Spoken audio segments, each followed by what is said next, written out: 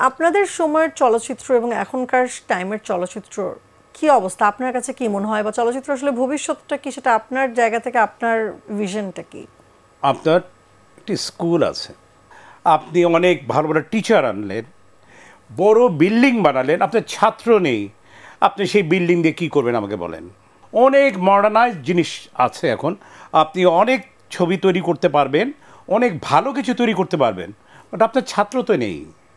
আপনার ছাত্রগুলো সব সরে গেছে যেটি আমাদের করা দরকার you have to make that student ওই স্টুডেন্ট তৈরি করবার জন্য আপনার কী কী করা দরকার সেই স্টেপগুলো আগে নিতে হবে আরেকটি ব্যাপার দরকার যেটি হচ্ছে একটি মানুষজন একটি সিনেমা হলে যাবে আমি স্টুডেন্ট ছেড়ে আমি সিনেমা হলের কথা বলি এখন আমি বিশ্বাস করি 300 সিনেমা হল যদি করে দেয় এবং দর্শকরা আস্তে আস্তে ভালো ছবি যেহেতু হচ্ছে এখন কিছু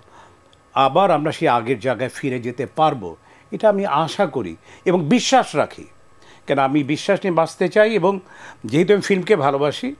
আমি চাই সেই অবস্থাটা তৈরি হোক এবং সেই অবস্থাটা তৈরি হবার জন্য আমাকে যদি কোনো জায়গায় কোনোভাবে লাগে আই উইল বি অনার্ড আমি সেখানে সঁপে দেবো নিজেকে দ্যাটস ইট চমৎকার হ্যাঁ অনেকক্ষণ ধরে কথা হচ্ছিল আপনার জীবনে অর্জন তো অনেক রয়েছে কিন্তু এমন কি কোনো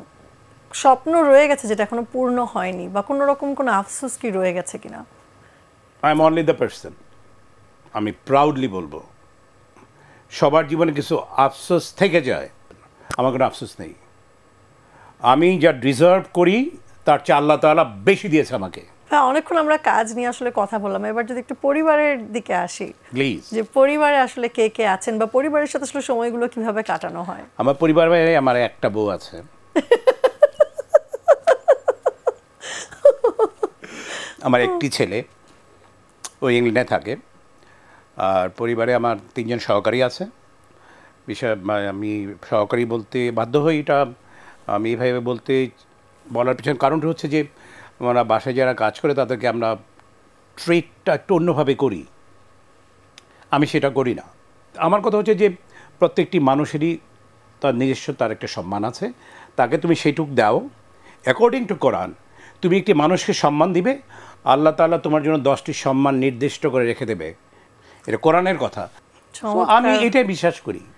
হ্যাঁ আপনার সাথে যত কথা বলছি আসলে তত ভালো লাগছে এবং অনেক কিছু শিখতে পারছি জানতে পারছি যদিও আমাদের সময় স্বল্পতা আমরা অনুষ্ঠান একদমই শেষে চলে এসেছি কিন্তু আন্তরিকভাবে আমি অনেক অনেক ধন্যবাদ জানাতে চাই আপনাকে আমাদেরকে সময় দেওয়ার জন্য থ্যাংক ইউ ভেরি মাচ আপনাকে অনেক অনেক ধন্যবাদ আপনার সাথে কথা বলে ভালো লাগছে আর দর্শকদের উদ্দেশ্যে আমি শুধু একটুকুই বলতে চাই সেদিকটা হচ্ছে যে